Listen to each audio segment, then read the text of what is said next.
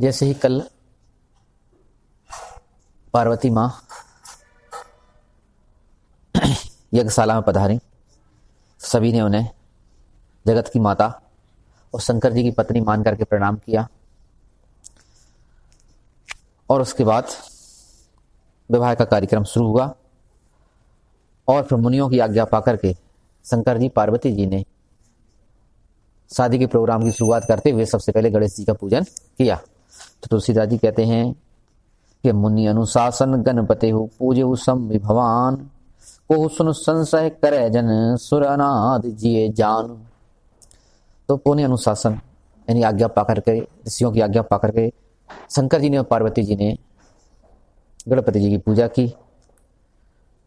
इसलिए अगली लाइन में तुलसीदास जी कहते हैं इसमें कोई संशय मत करना कि अभी तो शंकर जी और पार्वती जी की पूजा हो रही, शादी ही हो रही है, और उनकी शादी में उनके पुत्र गणपति जी की पूजा कैसे हो रही है। तो तुलसीदास जी कहते हैं कि देवता अनादि हैं, इनकी शुरुआत का कोई पता नहीं है या कब से हैं, ऐसे अनादि मान करके इस पर कोई संशय नहीं करना। जस विवाह के विधि स्तुति गाई महामुनि सो सब करवाई। जस विवाह के विधि श्रुति गाई, जैसी वेदों ने विवाह की विधि बताई है उसी विधि के अनुसार मुनियों ने शंकर जी और पार्वती जी की शादी करवाना प्रारंभ किया। महामुनि सो सब करवाई, वह सब विधियां करवाई जो विधि वेदों ने बताई हैं शादी के लिए। गही ग्रीस कुश कन्या पानी और भवई समर्पी जानु भवानी। गहे ग्रीस कुश कन्या पानी, फिर ग्रीस यानी कि हिमांचल ने, पार्वती जी के पिता ने कुश हाथ में लेकर के और अपनी कन्या का हाथ शंकर जी के हाथों में सौंप दिया। गहे ग्रीस, गह माने पकड़ ग्रीस, कुश को हाथ में पकड़, कन्या पानी, कन्या का हाथ पकड़ करके, अपनी कन्या यानी पार्वती जी का हाथ पकड़ करके भवई समर्पी, भवई माने शंकर जी के लिए सौंप दिया। इसको जान भवानी, यह जान करके यह भवानी, भवानी का मतलब है भव माने शंकर जी, भवानी माने पार्वती जी, अर्थात शंकर जी की पत्नी जान करके यह उनके लिए ही बनी है। भवानी का मतलब शंकर जी के लिए ही बनी है, ऐसा जान करके शंकर जी के हाथ में अपनी पुत्री भवानी का हाथ सौंप दिया। पाणी ग्रहण जब कीन महेशा ये हर से तब सकल सुरेशा। जैसे ही पाणी ग्रहण संस्कार हुआ, अर्थात शंकर जी ने पार्वती जी को पत्नी के रूप में ग्रहण किया। पाणी ग्रहण मतलब पाणी माने हाथ में, उनका हाथ जैसे ही ग्रहण किया, अर्थात मतलब है कि अपनी पत्नी स्वीकार किया, तैसे ही सभी देवता प्रसन्न हुए। शंकर जी ने जैसे ही पार्वती जी का पाणी ग्रहण किया, पत्नी के रूप में स्वीकार किया, तो सभी देवता प्रसन्न हो गए। देवता के प्रसन्न होने का कारण क्या है? वही तो उनको उद्देश्य था। एक को मरवा बैठे हुए वही चक्कर में, एक देवता की तो बलि चढ़ी चुकी है, नहीं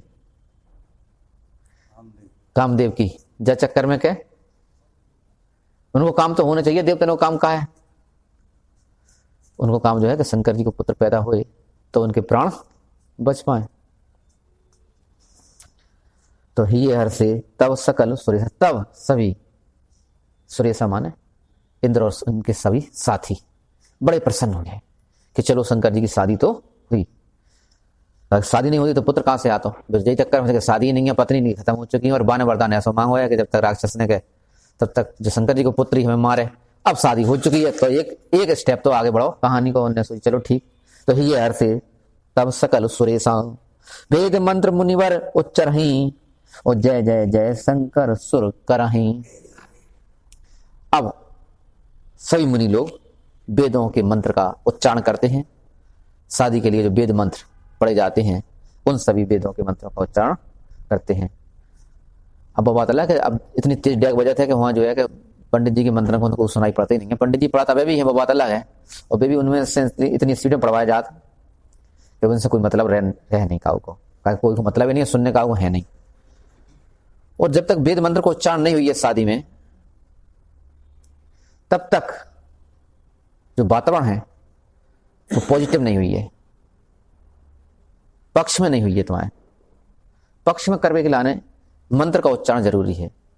मंत्र का करत है कि जो तरंगे हैं अदृश्य वे तरंगे प्रकट करत, और बेतरंगन से पॉजिटिव माहौल बनत, और पॉजिटिव माहौल से दिमाग सही रहे, और दिमाग सही रहने से सुख आते।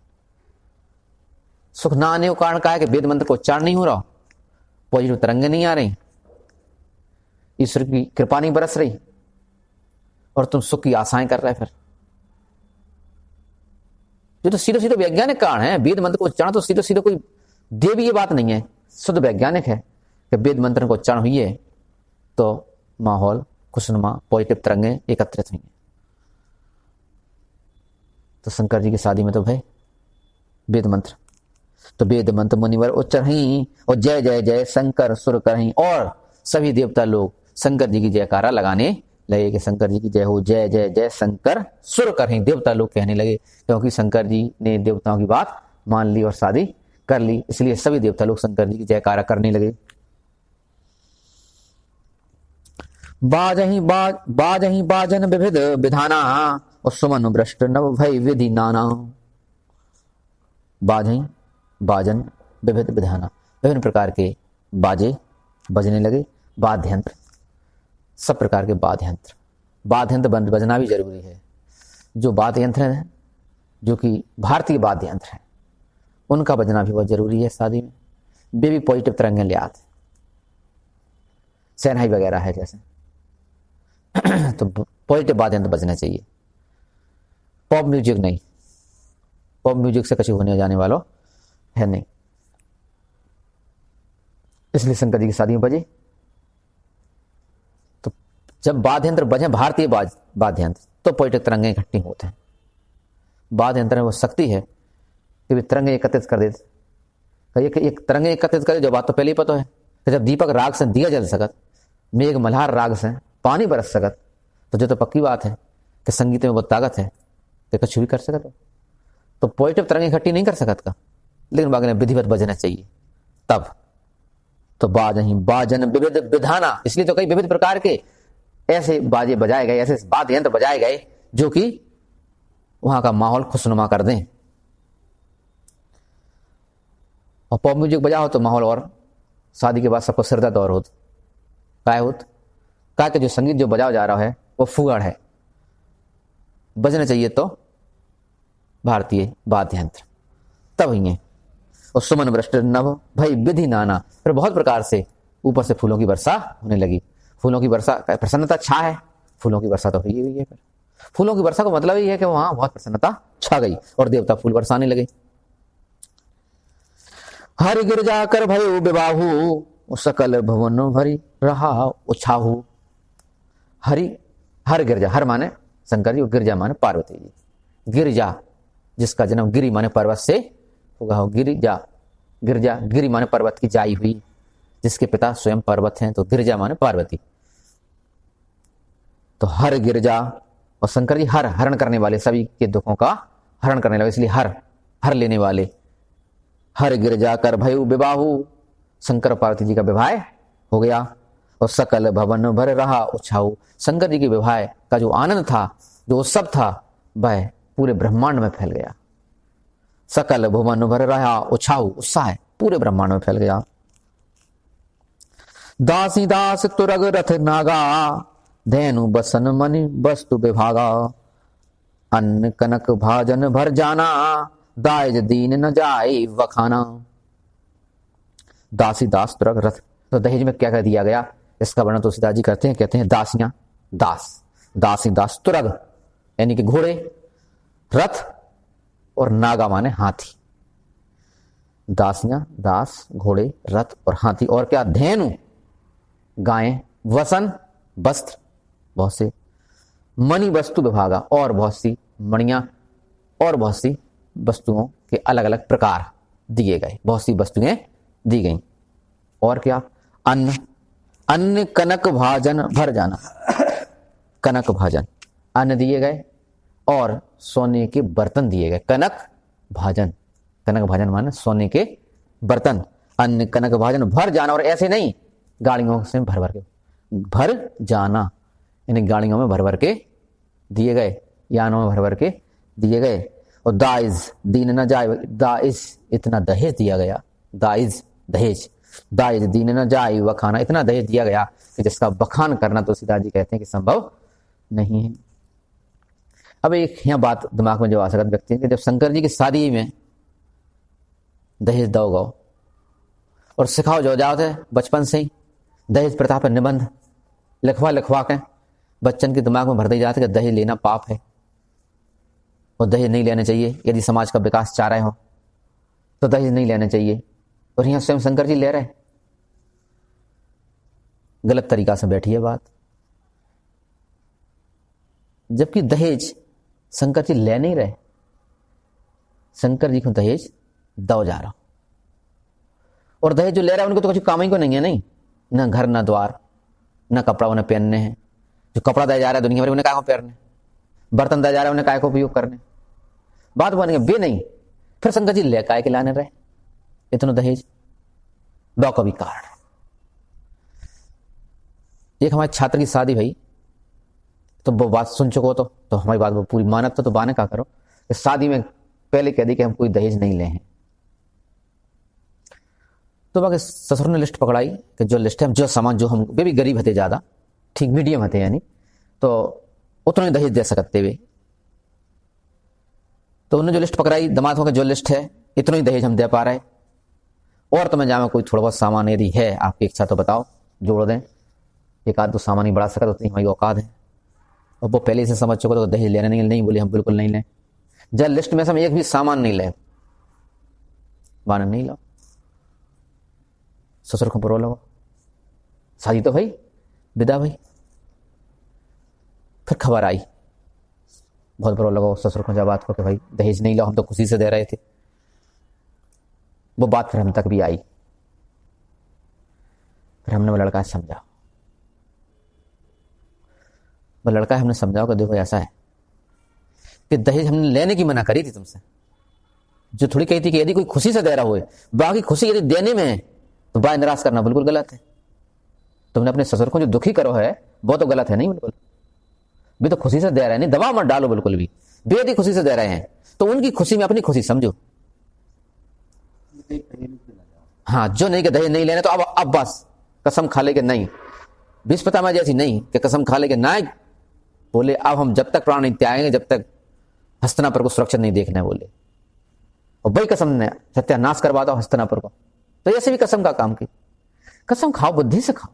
दहेज लेने की मना करी है लेकिन दूसरे को दिल दुखाने की मना थोड़ी करी, दूसरे को दिल दुखाने की थोड़ी कही तुम दूसरे को दिल दिखाओ दहेज न लेके, वो खुशी से दे रहा है तो लियो। तो फिर उन्हें लो, बाद में दहेज ले जो उनकी इच्छा थी सो दाओ और इन्हें लो।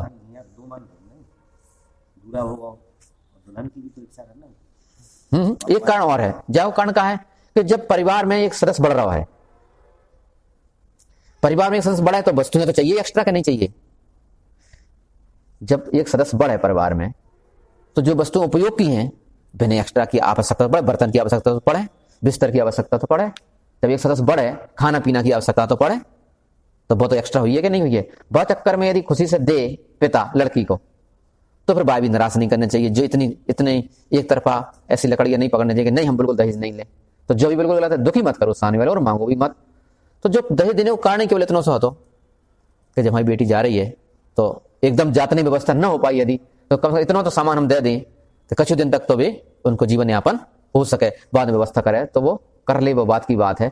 इसलिए दहेज का जो प्रथा चली है। और शंकर जी ने जो लय है दहेज को भी कारण जो है कि वे जो चाह रहे हैं कि अपने ससुर को दुखी नहीं करना चाह रहा है, जबकि शंकर जी को तो बिल्कुल आवश्यकता नहीं है।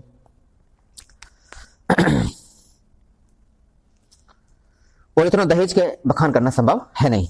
दाइज दियो बहु भांत पुनि कर जोर हिम भूधर कहो, का देहु पूरन काम शंकर चरण पंकज गहि रहो, शिव कृपा सागर ससुर कर संतोष सब भांतिन कियो, पुन गहे पद पाथो जुमैना प्रेम पर पूरन हियो।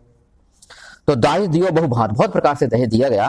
पुन कर जोर हिम भूधर कहो, फिर उसके बाद दहेज देने के बाद पार्वती जी के पिताजी ने हाथ जोड़ करके शंकर जी से कहा, क्या कहा कि का देऊं पूरन काम शंकर, आप तो पूर्ण काम है, पूर्ण काम का है, अब बस आपको किसी की आवश्यकता नहीं है, किसी वस्तु की आपको आवश्यकता नहीं है, आपकी इच्छाएं जिसकी इच्छा पूरी हो चुकी है पूर्ण नाम है पूर्ण काम। तो शंकर जी जैसे व्यक्ति तो दूसरों की इच्छाओं को पूरी करने के लिए प्रकट है। तो भी तो पूर्ण काम है ही। का देहु पूर्ण काम शंकर चरण पंकज गहिरो। और उन्होंने अपने दामाद यानी शंकर जी के चरण कमलों को पकड़ा और कहा कि मैं तुम्हें क्या दे सकता हूं, आप तो स्वयं में पूर्ण काम है, आपको किसी वस्तु की आवश्यकता नहीं है। वो स्वीकार करने के लिए जो हम दहेज दे रहे हैं और तुम स्वीकार करो, इसलिए पैर पकड़े उनके। नहीं वैसी बात हो जाएगा, नहीं नहीं हमें काय में लग रहा हो, हम नहीं ले हैं। शिव कृपा सागर ससुर कर संतोष सब भांति ने किया। फिर कृपा के समुद्र शंकर जी ने अपने ससुर का हर प्रकार से संतोष किया, अर्थात उसने संतुष्ट किया कि नहीं नहीं आप जो देते हैं मैं उसे स्वीकार करता हूं, उसे थोड़ा नहीं बहुत मान करके उसे लेता हूं। ऐसा उन्होंने अपने ससुर से कहा और उन्हें संतोष दिया। तो शिव कृपा सागर ससुर कर संतोष सब भांति ने किया, हर प्रकार से उन्हें संतोष दिया कि ऐसा नहीं है कि आप कुछ नहीं दे रहे, आप बहुत दे रहे हैं हमारे लिए। ऐसा शंकर जी ने अपने ससुर से कहा। ऐसा होना चाहिए शादी के बाद, जो नहीं कि तुमने कुछ नहीं दो, कितना भी दे लड़की वालों, लेकिन लड़का वाले जो कहते नहीं कुछ नहीं हमें कुछ नहीं मिलो, वो गलत है कहना। कुछ नहीं मिलो तो भी कहो कि बहुत कुछ मिलो, लड़की तो मिली। तो पुन गहे पद पाथोज महीना प्रेम पर पूरन ही हो। पुन गहे पद पाथोज, फिर चरण कमलों को महीना यानी कि पार्वती जी की माता ने पकड़ा शंकर जी के चरणों को। तो पुन गहे पद पाथोज महीना प्रेम पर पूरन ही हो, बड़े प्रेम के साथ हृदय में प्रेम भर करके और शंकर जी के पैरों को पार्वती जी की माता ने पकड़ा। और पार्वती जी की माता क्या कर रही हैं कि नाथ उमा मम प्राण सम ग्रह किंकर ही करे और क्षमे हूं सकल अपराध अब हो प्रसन्न बर देहु। नाथ उमा मम प्राण सम, पार्वती जी की माता कहती हैं कि मेरी पुत्री जो पार्वती है वह हमारे लिए प्राणों के समान है। नाथ उमा, उमा भी नाम है उनको, नाथ उमा मम प्राण सम, मेरे लिए प्राणों के समान है। और ग्रह किंकरी करे, इसे अपने घर की दासी बनाना। ग्रह कंकरी, अपने घर की दासी, जो नहीं कह रही आज के जमाने में जैसी माँ समझाता है कि भाई दामाद से देखो भाई बड़े नाजों से हमने पाली है, रानी बना के रखना। आज की माँ यदि अपनी पुत्री को अपने दामाद से कहे तो क्या कहे कि हमने बड़े नाजों से पाली है, इसे रानी बना कर रखना। और यहाँ पार्वती की माँ क्या कह रहे हैं कि ना तो उमामम प्राण प्रिय, जो तो वे कह रहे हैं कि मेरे लिए प्राणों के समान प्रिय है, लेकिन ग्रह किंकरी करी, इसे घर की दासी बना करके रखना। क्षमे हो सकल अपराध अब हो प्रसन्न पर दे। और मैं तुमसे बस एक ही बार मांगती हूं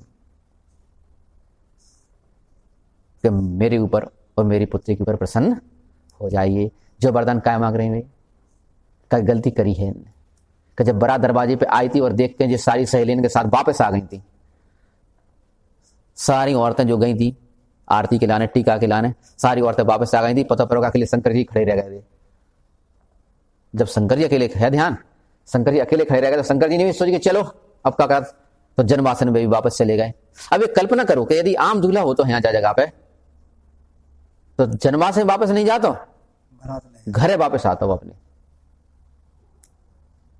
शादी हो नहीं पाती वो। लेकिन शंकर जी जैसे महान व्यक्ति इतनी बेइज्जती होने के बाद भी रुके रहे। काहे कि बेइज्जती अनजाने में हो रही, उन्हें पता ही नहीं है शंकर जी क्या चीज है। पार्वती जी की मां को पता नहीं है तो नहीं, तो वे भरे हुए हैं, पूर्णता मालूम है उन्हें कि हम क्या चीज हैं।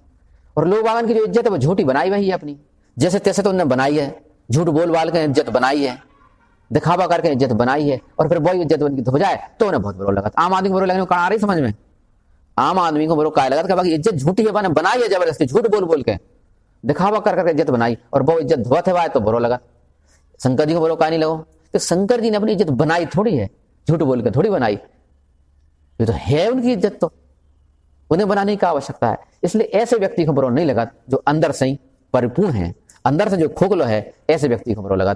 ऐसे आम दूल्हा तो भग जाता तो मैंने ने गलती तो करी थी, बस समय पे गलती तो भई थी, करी हो ना भाई, करी हो भाई तो है गलती।